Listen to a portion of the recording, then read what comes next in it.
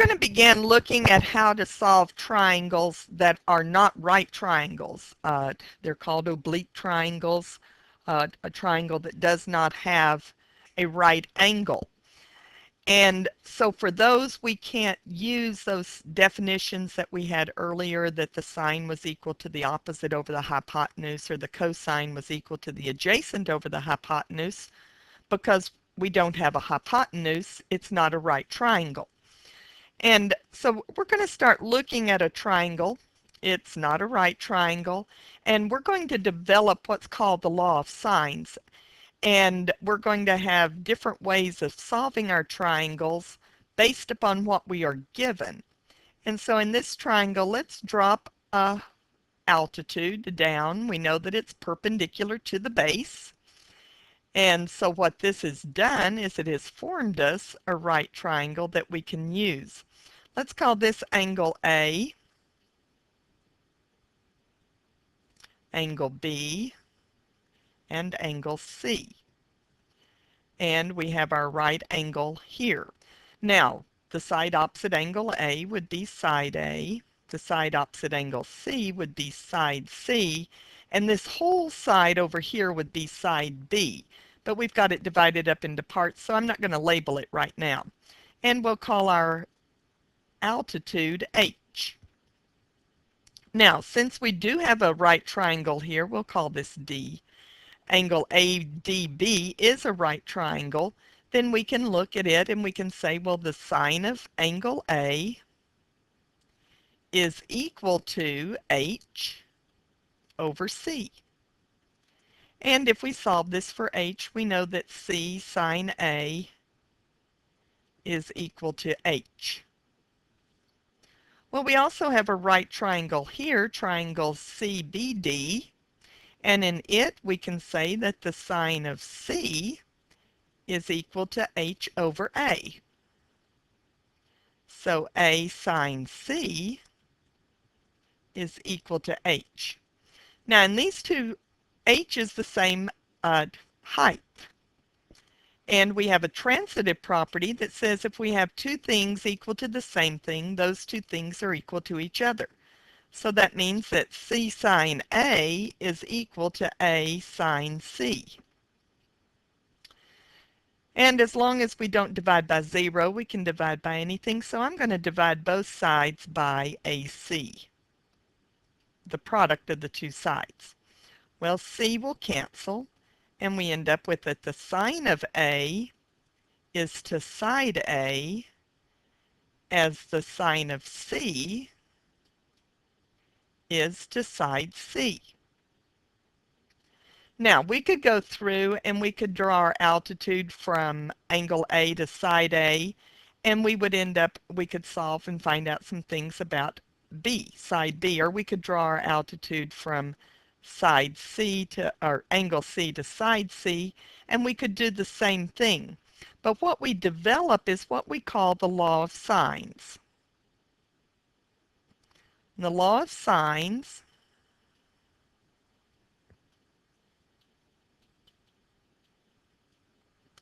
says that the sine of angle A is to side A as the sine of angle B is to side B as the sine of angle C is to side C. Now we won't use all three of these at a time, but we can use any two. We can use sine A and sine B, or we can use sine B and sine C, or sine A and sine C. We can use whichever ones we've been given to solve our triangle. So we're going to begin looking at solving some oblique triangles using the law of sines. Now as we go through this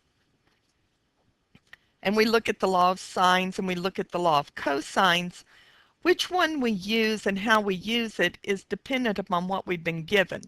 So you need to be sure as you learn these that you learn, okay, if I'm given this, then this is what I will use. So we're going to start where we're given two angles and a side. So two angles and one side.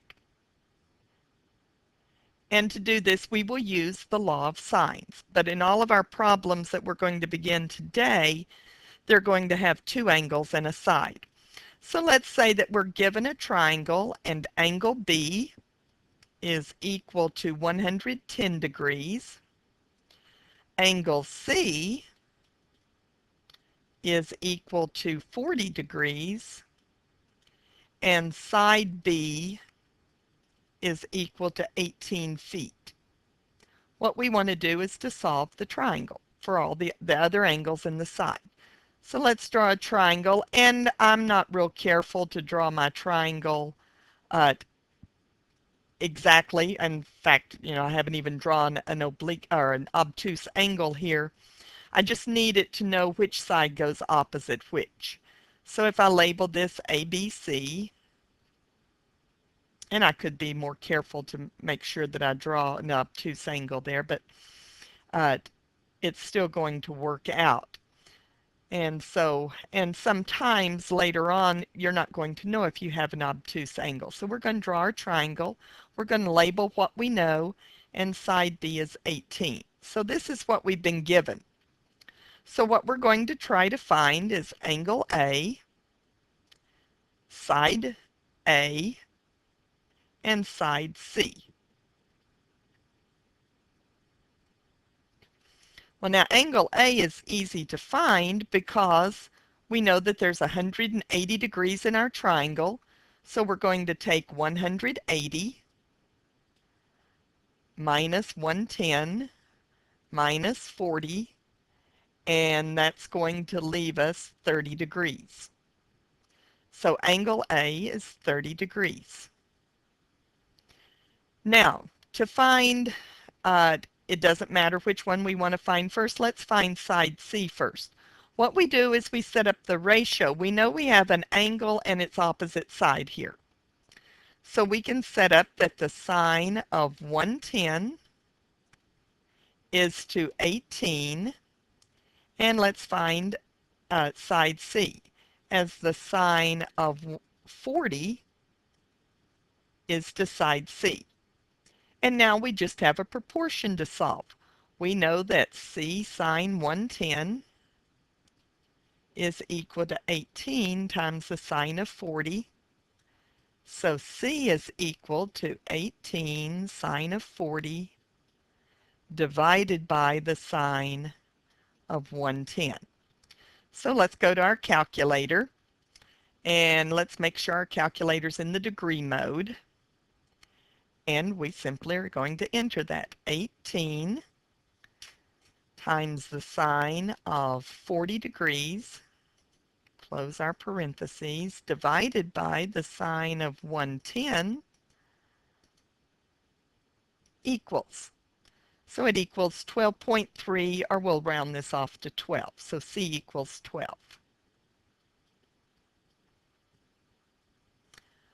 Okay, then to find side A, we'll do the same thing. We'll set up the sine of 110 is to 18, as the sine of A, which is 30, is to side A. So we know that A sine 110 is equal to 18 times the sine of 30, and A will be 18 sine of 30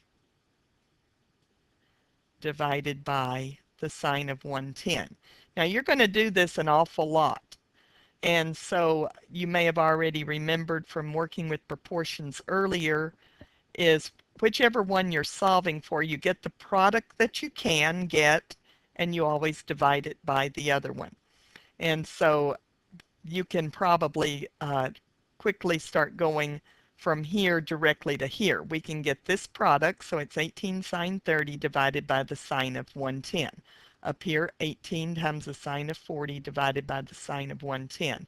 And we will use that. I'll probably not put this step in from now on. So let's go to our calculator, and we would have 18 times the sine of 30 divided by the sine of 110, enter. So that would be 10 if we round it off to the nearest whole number, 9.6 if we round it off to two significant digits. But I'm going to just round it to the nearest whole number. So we have that A is 10 and C is 12. Now, we don't have a way of checking these like we did with our right triangles using the Pythagorean theorem. But one thing that should hold true as you go through is that they should be in a proportion. The side opposite the largest angle should be your longest side. The side opposite the smallest angle should be your smallest side. They should be in that proportion. So at least look at that to see if it makes sense with the answers that you got. Okay, let's look at another one. Let's say that we have a triangle. Let's undo that and say that we've got a triangle.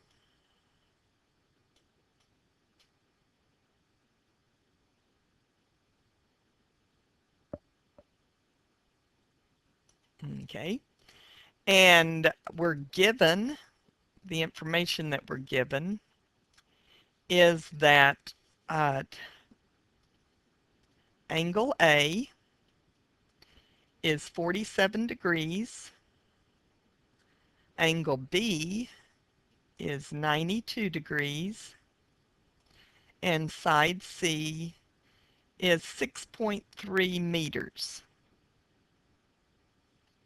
Okay, we want to solve for the rest of the triangle. So I always start by drawing a triangle and labeling it. And I try not to draw a right triangle because then I might be tempted to use my rules for right triangles. And side C is 6.3.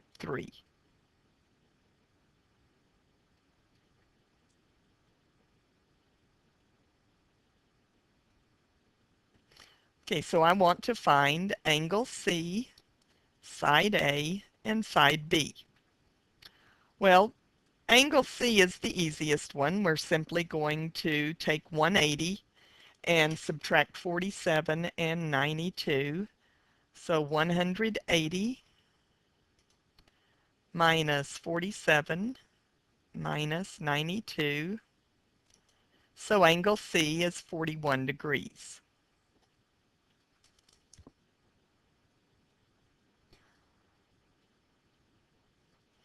Now, to find side A, we start with what we know. So we know that angle C and side C. So this is the one that we're going to use as our reference. The sine of 41 is to 6.3 as the sine of 47 is to A.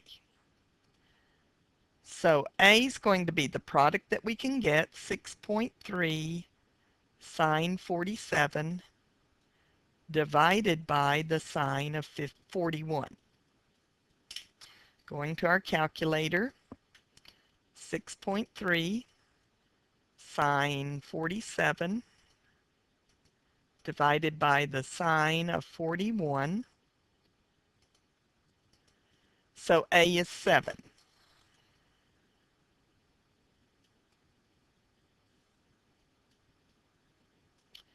Now to find B, we're going to use that same ratio to begin with. The sine of 41 is to 6.3, as the sine of B, which is 92, is to side B.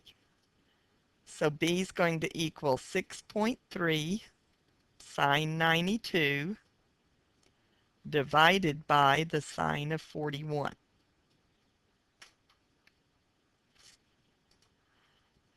So 6.3 sine 92 divided by the sine of 41. And that would end up being 10. So B equals 10.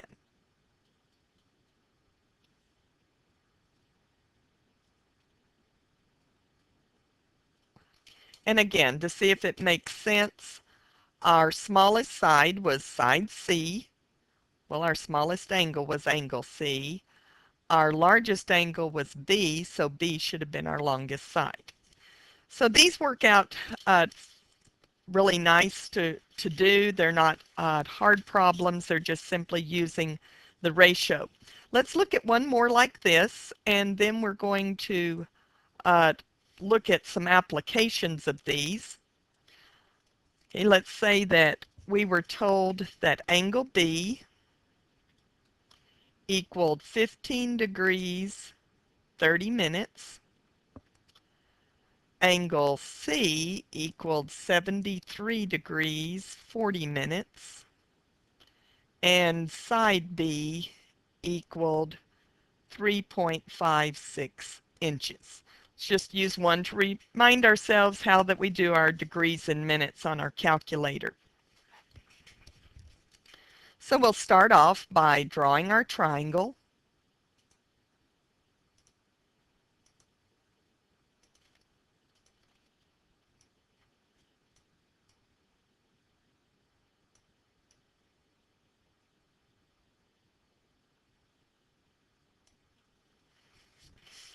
And we can label our triangle. Uh, we have angle A, angle B, and angle C. And you can see I don't have them drawn proportionately. So B was 15 degrees, 30 minutes. And C was 73 degrees, 40 minutes. And side B was 3.56. Okay, what we need to find is angle A, and side C. Now, for angle A, we're going to subtract, so we'll go to our calculator, and we've got 180 degrees minus B, which is 15.3. If you want to, we know that 30 degrees is 15.5, excuse me. 30 is half a degree. So you could go ahead and put that in, then minus 73 degrees. And remember, you've got to go to second angle 1, then 40 minutes, second angle 2. And enter. Then we go to second angle number 4, degrees, minutes, and seconds. Enter. So angle A is 90 degrees, 50 minutes. And so a lot of times when I'm given 30 degrees, instead of using my second angle, I just go ahead and say that's going to be 0.5. So we have 90 degrees, 50 minutes.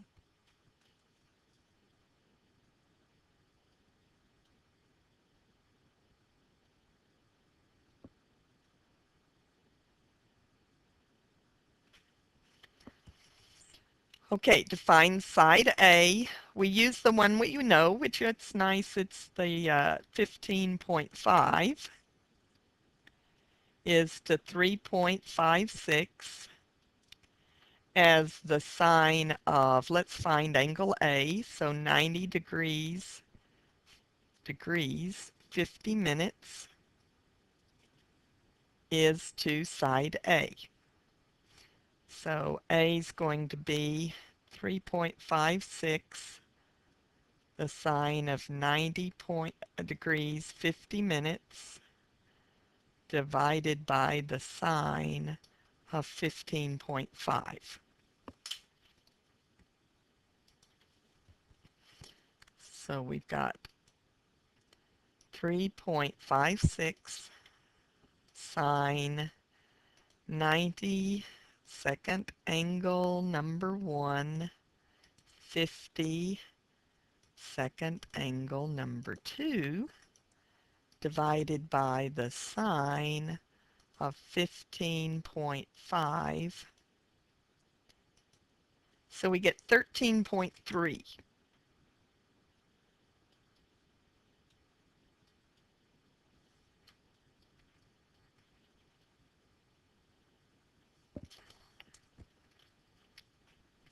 And then to find side C, we would say the sine of 15.5 is to 3.56 as the sine of 73 degrees 40 minutes is to side C. And I'm not going to write that step in. Let's go ahead and go to our calculator. We get the product that we can, so it's going to be 3.56 sine 73 degrees, second angle number 1, 40, second angle number 2, divided by 3.56, enter. So we end up with, I think we've ended up with a mistake here. Oh, I'm not supposed to divide it by 3.56. So let me just go back second entry. I got carried away there. Wasn't supposed to divide it by 3.56. Was supposed to divide it by the sine of 15.5. So sine of 15.5. And we end up with 12.8. So side C is 12.8.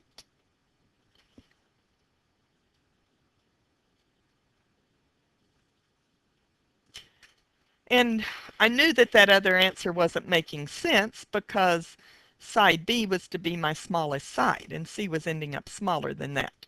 So knew something was wrong there. Angle A was my largest angle, so side A should be my longest side. Okay, let's look at another problem that involves a little bit of geometry and see how we set that up, and then we're also going to look at a few applications.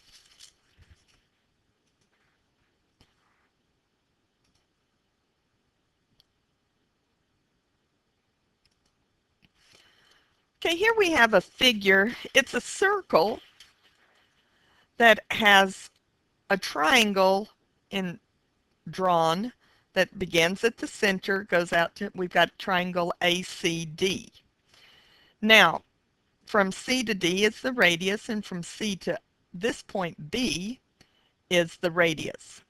The arc length here would be S, and then we've got our values for the part of the triangle that's outside the circle, X and Y. And we could solve different things, but let's say that we were told that angle A was 26 degrees,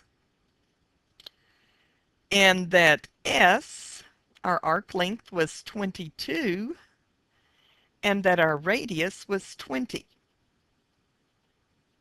Now, using this information, let's find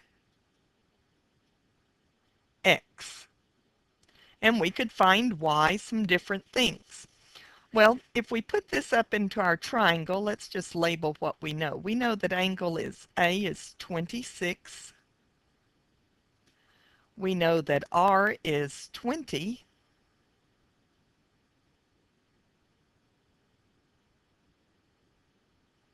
And that S is 22. We want to find X. Well, we do have a triangle, ACD. We know an angle, and we know the side opposite that angle. So that looks really good for the law of sines, except we need another angle. So we need to either be able to find angle C or angle D.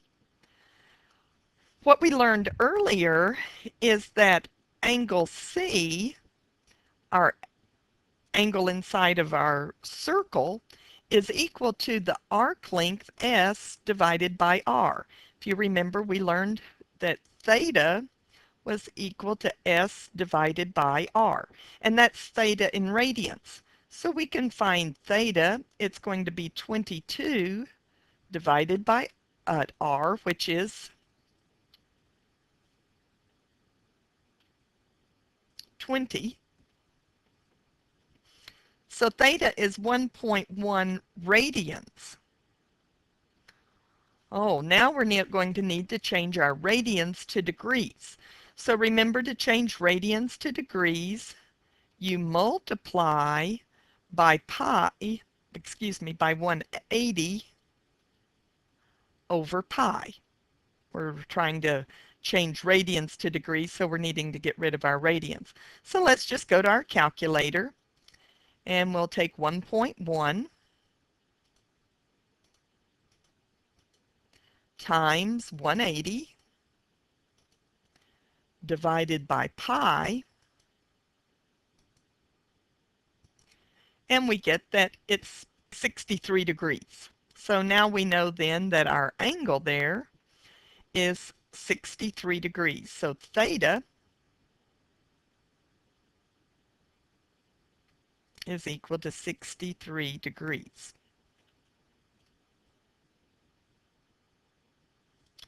So now we can put that in, and we can solve. Now we're wanting to solve for x. We can't solve for x directly, but we could solve for this whole side AC and then subtract 20, and we'll know what x is. So the sine of 26 is to 20 as the sine of, oh, I need this angle. So I'm going to need to subtract 180, oops, excuse me, pull this back up.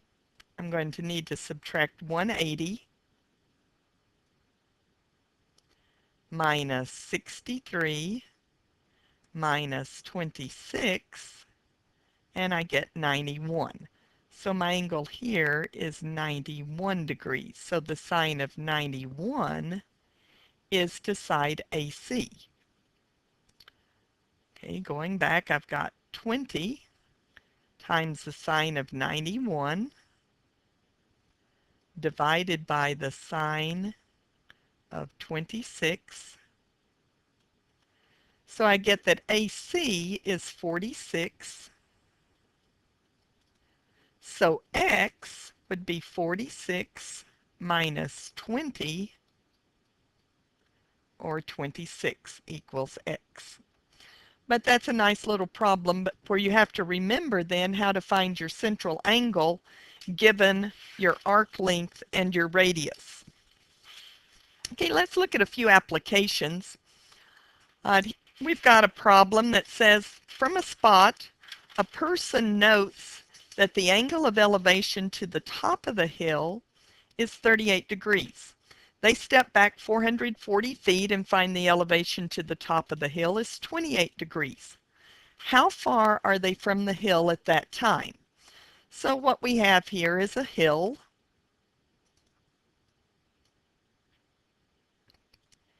and some distance from the bottom of the hill, they sight to the top and find that it's 38 degrees.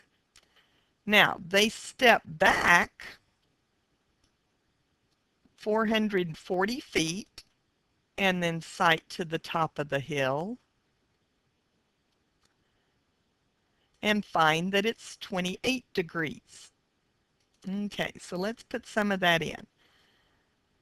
They know that this is 38 degrees. They step back 440 feet, sight to the top of the hill, and it's 28 degrees. What we want to know is how far are they from the hill at that time. So we're wanting to find this whole distance. Let's just label these A, B, C. So we're wanting to find AC. Okay, now we had problems like this in an earlier section where we had to set up things that dealt with the height and the tangent, and then go through and solve a whole bunch of things. It's a lot easier once we know the law of sines, because we've got two separate triangles. We have our triangle here. Not doing a very good job of staying with that, so I'm going to just erase that part. But we have triangle ABD, and we have triangle BDC. Well, in triangle ABD, we know a side, we know an angle. If we could come up with another angle, then we could solve for this whole distance AB and then use that to find AC. Well, we know that this angle's 38 degrees, and this forms a straight angle. So these two angles are supplementary. This angle's going to be 180 minus 38, which is 142 degrees. So this angle's going to be 142, and our angle up here will be 180 minus 142 minus 28, which turns out to be 10 degrees for our angle inside. So now we know two angles and a side. We can solve the rest of the triangle. Well, what we have to do is to decide what we want to find. Since we want all this distance AC, it would be nice if we knew AB, because we've got us a right triangle and AB would be our hypotenuse. So let's find that. So we can set it up. The sine of 10 is to 440 as the sine of 142 is to AB. So going through, we can find then that AB is equal to 440 times the sine of 142 divided by the sine of 10.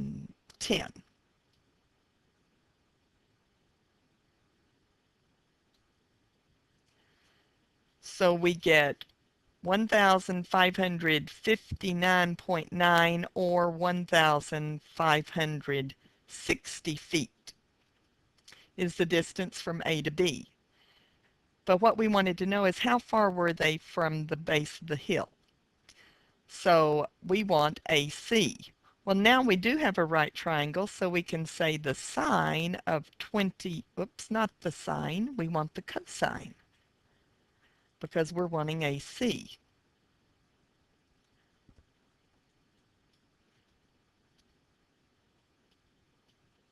So the cosine of 28 is equal to AC over the hypotenuse, which is 1560. So we're going to have 1560 times the cosine of 28, and that would be 1377. So AC is 1377 feet. So 1,377 feet is how far they are. So once we can work with oblique triangles using the law of sines, many of our problems become much easier. Let's look at this one. We've got a 150-foot tower is on top of a hill. From a point on the ground at the base of the hill, the angle of elevation to the top of the tower is 28.5 degrees, while the angle of elevation to the bottom of the tower is 23.5 degrees. How tall is the hill? Okay, let's draw us a picture. We've got us a hill, and we're just going straight down from the center of the hill. So we've got the top of the hill down to the center. And it said that from a point at the base of the hill, so some point over here, they look, and the angle of elevation, there's a tower on the top of the hill. Well, let's make our tower a different color.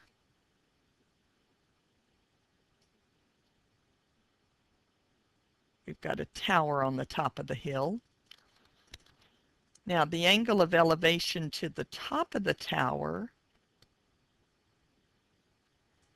is 28.5 degrees, while the angle of elevation to the bottom of the tower is 23.5 degrees. We want to know the height of the hill. So let's put in what we know. We know that our angle of elevation to the top of the tower was 28.5.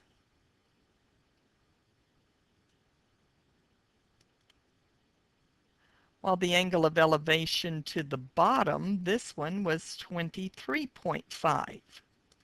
Now what that tells us is that this angle is 5, the difference between those two angles.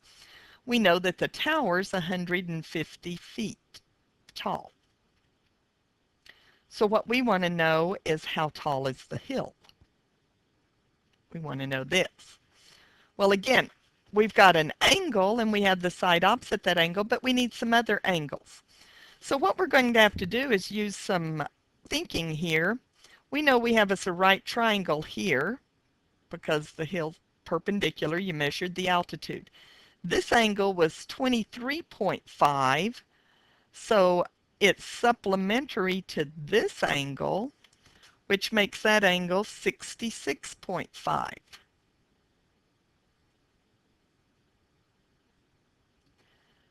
But we need an angle inside our triangle up here. Well, these, I said supplementary, it's complementary. These two angles are supplementary, so if I take 180 minus 66.5, I get 113.5. And now I know this is 5, this is 13.5, so this angle is 61.5. Just have to look at ways that we can find our other angles. So again, I need to look to decide, do I want to find this side or this side? Well, if I want to find x, then I can find this side, and it would be the hypotenuse of that right triangle. So I'm going to find this side. I'm just going to call it A. So I can say the sine of 5 is to the opposite side, 150. Now, since I want A, I need my opposite angle, which is the 61.5, is to A. So I'm going to have 150 times the sine of 61.5 divided by the sine of 5. And I get that A is 1512.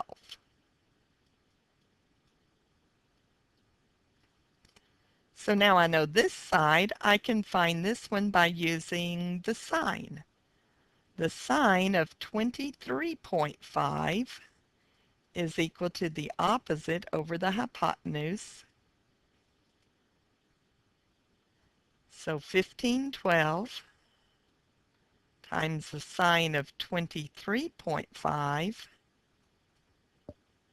equals 603. So the hill is 603 feet tall. So we have ways of using our law of sines to solve some triangles that we weren't able to solve earlier with just our right triangles. Okay, we have one last problem we want to look at that deals with some force. We looked at problems that dealt with force earlier. But what we have here is we've got a 22-pound weight, and we could make this whatever's being suspended. There's our weight. It's being suspended from two cables. You could also think of it as there was a rope here, and we put this weight on it, and it caused the rope to sag down. Now, one cable forms a 45-degree angle with the weight. The other cable forms a 60-degree angle with the weight. The weight's not right in the middle. We want to find the magnitude of the tensions in the two cables holding the weight and how much stress is being put on those so that we know, can they support it? So let's call this side T1 and this side T2. Now this goes back to some of our problems earlier, that this is in a state of equilibrium. It's being held steady.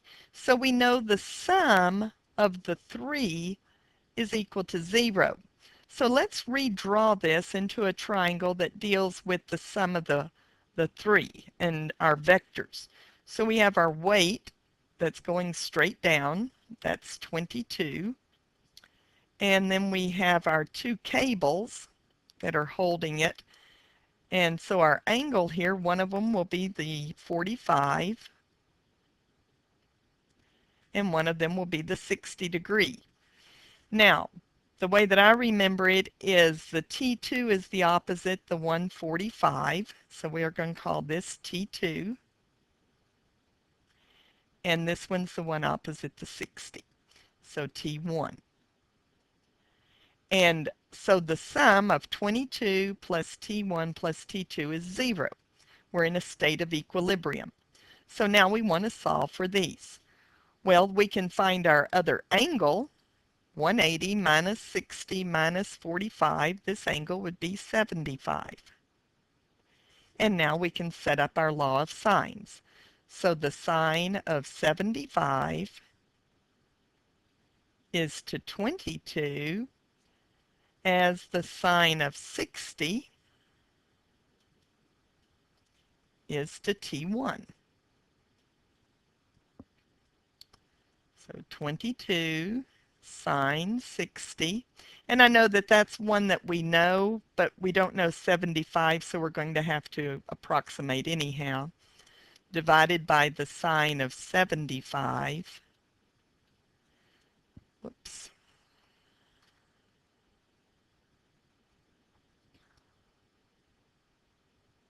I had one too many parentheses. So that ends up being 19.7. So T1 is 19.7 pounds is the amount of tension on T1. And on T2, we have the sine of 75 is to 22 as the sine of 45 is to T2. So 22 times the sine of 45 divided by the sine of 75, and that would be 16.1.